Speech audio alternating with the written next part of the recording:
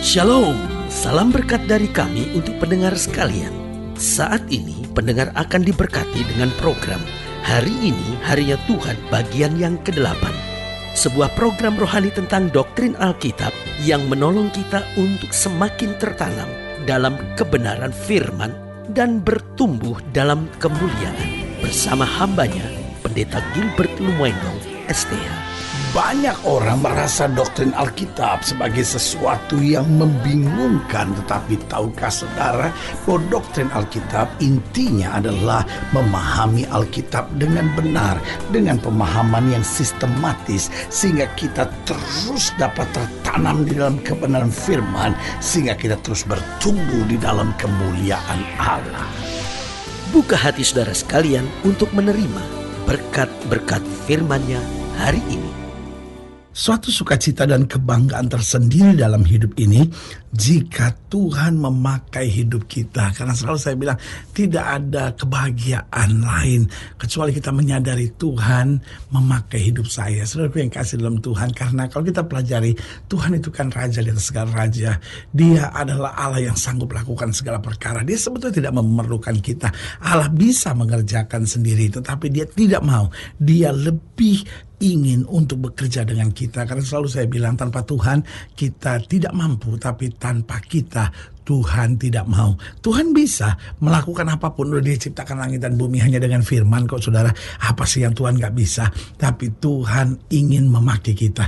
Tuhan ingin mempergunakan hidup kita supaya lewat hidup kita banyak hal yang baik yang dapat terjadi. Haleluya. Nah, pertanyaannya, mengapa kalau Tuhan pakai hidup kita adalah sukacita dan kebanggaan sendiri?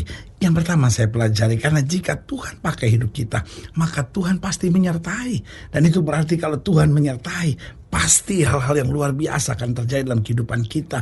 Jadi saudaraku yang kasih dalam Tuhan, kita lihat Musa dipakai oleh Tuhan.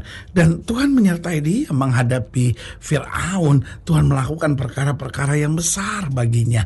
Alkitab berkata bahwa Tuhan menyertai Yusuf. Dan apa yang terjadi? Apapun yang dikerjakannya berhasil. Nah, kalau Tuhan menyertai, pasti yang kita lihat hal-hal yang luar biasa. Dan kalau Tuhan menyertai, tidak ada yang kita perlu takut saudara-saudara. Karena kalau Tuhan menyertai, Alkitab berkata, maka segala musuh pun akan disingkirkan. Jadi lihat, yang pertama, jika Tuhan pakai hidup kita, Tuhan pasti menyertai hidup kita. Yang kedua, jika Tuhan pakai hidup kita, maka hidup kita pasti berubah, saudara-saudara. Tidak mungkin orang bisa hidupnya dipakai oleh Tuhan kalau hidupnya tidak diubahkan Tuhan. Karena sebelum Tuhan pakai, selalu Tuhan ubahkan hidupnya terlebih dahulu. Makanya Tuhan bilang sama Petrus, engkau tidak lagi menjadi penjala ikan, engkau akan menjadi penjala manusia. Namanya tidak lagi disebut Simon, tapi diubahnya menjadi Petrus. Jadi dari sini kita melihat kalau Tuhan pakai hidup kita, kita pasti berubah. Jadi kalau ada orang ada dalam pelayanan lalu hidupnya nggak berubah, itu bukan Tuhan yang pakai. Dianya aja yang senang, dia aja hobi pelayanan, saudara. Tapi bukan Tuhan pakai. Karena Tuhan pakai, yang pasti Tuhan menyertai. Yang kedua, kalau Tuhan pakai, hidupnya pasti berubah. Yang ketiga saya pelajari, kalau Tuhan pakai hidup kita, maka setiap musuh pasti akan ditaklukkan. Ya kan, Alkitab bicara tentang bagaimana Gideon menghadapi peperangan, ya kan? Bagaimana Tuhan pakai hidupnya sehingga apa yang terjadi? Jelas tandanya musuh-musuh ditaklukkan. Alkitab bicara tentang Daniel, bagaimana orang merancangkan yang jahat sampai berhasil membuang dia ke gua singa, tapi musuh-musuh pasti ditaklukkan. Jadi saudaraku yang kasih dalam Tuhan, jangan pernah lihat besarnya musuh, jangan pernah gentar karena besarnya musuh, tetapi bangga untuk besarnya Allah kita yang akan menaklukkan setiap musuh di bawah telapak kaki orang percaya. Haleluya. Dan yang keempat saya pelajari, jika Tuhan pakai hidup kita, pasti hal-hal yang dahsyat, hal-hal yang luar biasa, hal-hal yang gak masuk akal pasti akan terjadi. Kenapa? Karena Tuhan yang memakai kita adalah Allah yang dahsyat dan luar biasa. Haleluya. Selamat datang dalam program kita hari ini, Harinya Tuhan. Sebuah program rohani yang kembali mengingatkan kepada kita betapa pentingnya kita menjadikan firman Tuhan sebagai dasar keseharian hidup kita. Karena selama kita jadikan firman Tuhan sebagai dasar keseharian hidup kita, langkah-langkah ke depan kita penuh dengan kepastian, kemenangan, berkat, mujizat, dan perkara-perkara besar. Haleluya. Dan dalam program ini kita sedang membahas tentang jika Tuhan memakai seseorang. Wah, luar biasa. Karena inilah saatnya kita percaya bahwa Tuhan mau memakai kita. Pertanyaannya, siapa yang dapat dipakai Tuhan? Sebagian berkata, ya mungkin orang-orang suci, pendeta. mungkin orang-orang yang sempurna pendeta, mungkin orang-orang yang memang khusus dipilih oleh Tuhan. Tetapi hari ini saya akan jawab dengan tegas, siapa yang dapat dipakai Tuhan? Yaitu semua orang. Saudara, siapapun sudah mendengar program ini, saudara juga bisa dipakai oleh Tuhan. Saudara menatap saya dan berkata, pendeta saya orang pensiunan. Jawaban saya sederhana, saudara juga bisa dipakai Tuhan. Saudara menatap saya dan berkata, pendeta saya ibu janda pendeta, dan saya sebetulnya bukan bercerai karena meninggal, saya punya masa lalu yang kelam sehingga akhirnya saya nggak tahan dengan hidup saya dan akhirnya saya bercerai. Dan apakah saya masih bisa dipakai Tuhan? Jawaban saya sederhana, kalau engkau mau, Tuhan tetap bisa pakai saudara. Saudara menatap saya dan berkata, pendeta saya di belakang tali besi pendeta, saya masuk penjara karena kasus narkoba, apa saya bisa dipakai Tuhan? Jawaban saya sederhana, engkau juga bisa dipakai oleh Tuhan kalau engkau mau. Nanti saya jelaskan syarat-syaratnya.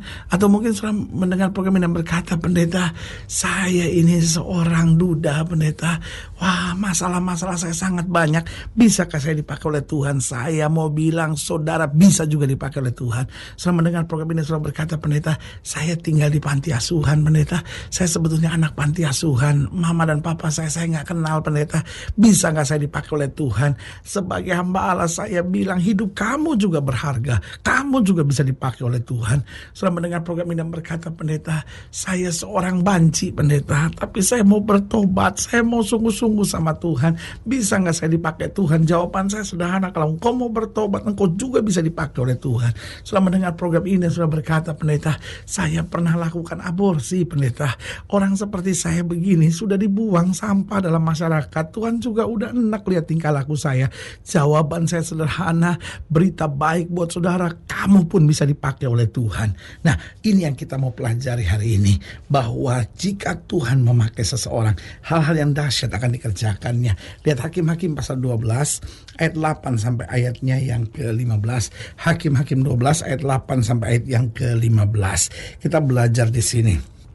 Ada 3 judul perikop ini, Ebzan, Elon, dan Abdon. Ini 3 nama hakim.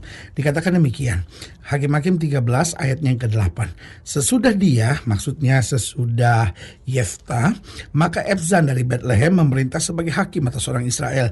Ia mempunyai 30 anak laki-laki, 30 anaknya perempuan dikawinkannya keluar kaumnya, dan 30 anak perempuan diambilnya dari luar kaumnya. Untuk anak-anaknya lelaki itu ia memerintah atas orang Israel 7 tahun lamanya.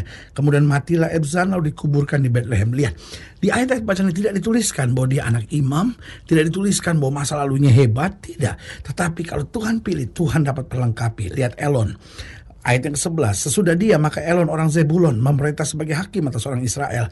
Ia memerintah atas orang Israel 10 tahun lamanya. Kemudian matilah Elon orang Zebulon itu lalu dikuburkan di Ayalon di tanah Zebulon. Lihat, saudara, Ebzan lahir di Bethlehem, Elon lahir di Zebulon. Ini daerah yang sangat berbeda. Tetapi apa yang terjadi? Kalau Tuhan pakai seseorang, Tuhan gak mau lihat latar belakang hidup seseorang. Kalau dia mau, dia bisa dipakai Tuhan. Sekarang lihat Abdon. Sesudah dia, maka Abdon bin Hilel orang Piraton memerintah sebagai hakim atas orang Israel. Lain lagi, saudara, tadi orang Bethlehem, orang Zebulon, sekarang orang Piraton. Ayat 14. Ia mempunyai 40 anak laki-laki dan 30 cucu laki-laki yang mengendarai 70 ekor keledai jantan. Ia memerintah atas orang Israel 8 tahun lamanya.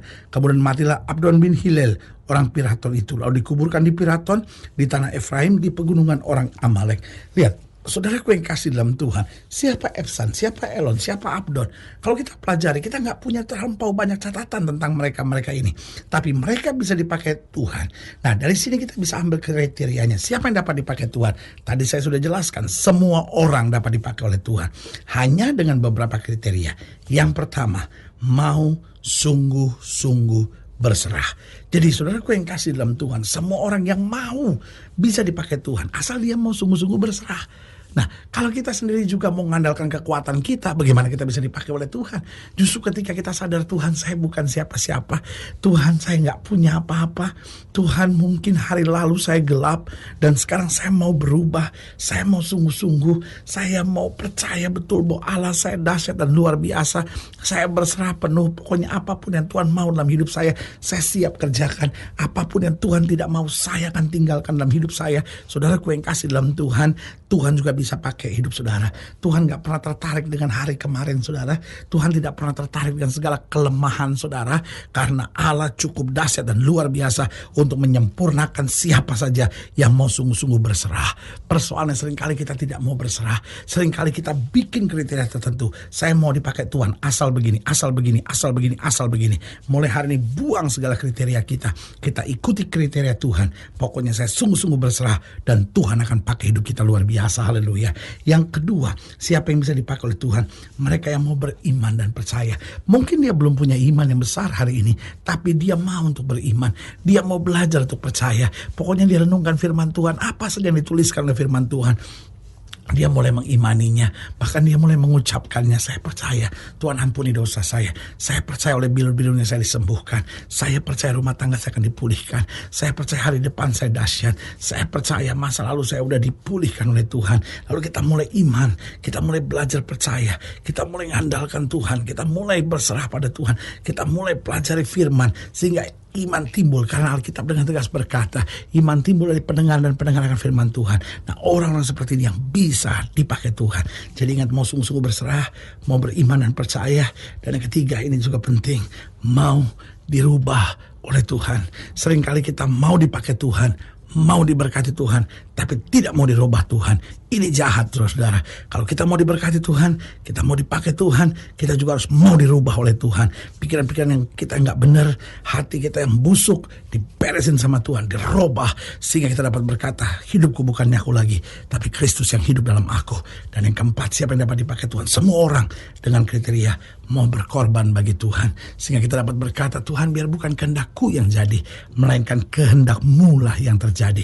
Jadi kalau kita mau sungguh-sungguh berserah, mau beriman dan percaya, mau dirubah oleh Tuhan, mau berkorban bagi Tuhan, Allah siap pakai saudara untuk hal-hal yang luar biasa. Haleluya. Kalau saudara ingin dilayani lebih jauh, hubungi kami melalui telepon, hubungi kami melalui surat, kunjungi website kami. Karena kami ada untuk membawa Bapak Ibu saudara senantiasa lebih dekat pada Tuhan dan mengalami kasih kuasa mujizat yang luar biasa. Haleluya. Secara khusus melalui program ini juga saya mau berdoa buat setiap saudara yang sakit, setiap saudara yang berbeban berat. Karena saya percaya bahwa bagi Allah tidak ada perkara yang mustahil. Nah, saudara-saudara ingin didoakan secara khusus, boleh taruh tangan kanan saudara di dada dan kita akan berdoa. Mari kita berdoa. Bapa, dalam nama Yesus, hamba doa buat yang sakit, hamba doa buat yang berbeban berat, hamba doa untuk setiap orang yang sedang menghadapi masa-masa yang sukar, karena hamba percaya bahwa bagi Allah tidak ada perkara yang mustahil. Bapa, hamba berdoa di dalam nama Yesus, Tuhan jamah bahkan mereka yang taruh tangan kanan di dada, karena sekarang rindu dipakai oleh Tuhan, karena mungkin selama ini menyadari jauh dari Tuhan, mau bertobat, mau diberkati, mau dipulihkan, bahkan mau dirubah oleh Tuhan, mau sungguh-sungguh berserah, mau beriman percaya, mau berkorban bagi Tuhan. Bapa, hamba doa di dalam nama Yesus, Tuhan robah, sehingga hidup kami berjalan dalam kehendak Tuhan. Kami boleh dipakai oleh Tuhan, dan hidup kami boleh hanya untuk memuliakan Tuhan. Di dalam nama Yesus kami berdoa. Haleluya. Amin. Amin. Amin. Amin. Saudaraku, kita sudah berdoa. Ingat, Allah tidak pernah lalai menepati janjinya. Inilah saatnya buat kita untuk bangkit bersemangat, bersuka cita dalam menghadapi segala perkara. Karena kita tahu Yesus hidup, Yesus berkuasa, dan selalu menyediakan yang terbaik buat anak-anaknya. Doa saya menyertai saudara. Sampai berjumpa pada program berikut, dan jangan lupa, jadikan hari ini harinya Tuhan. Haleluya.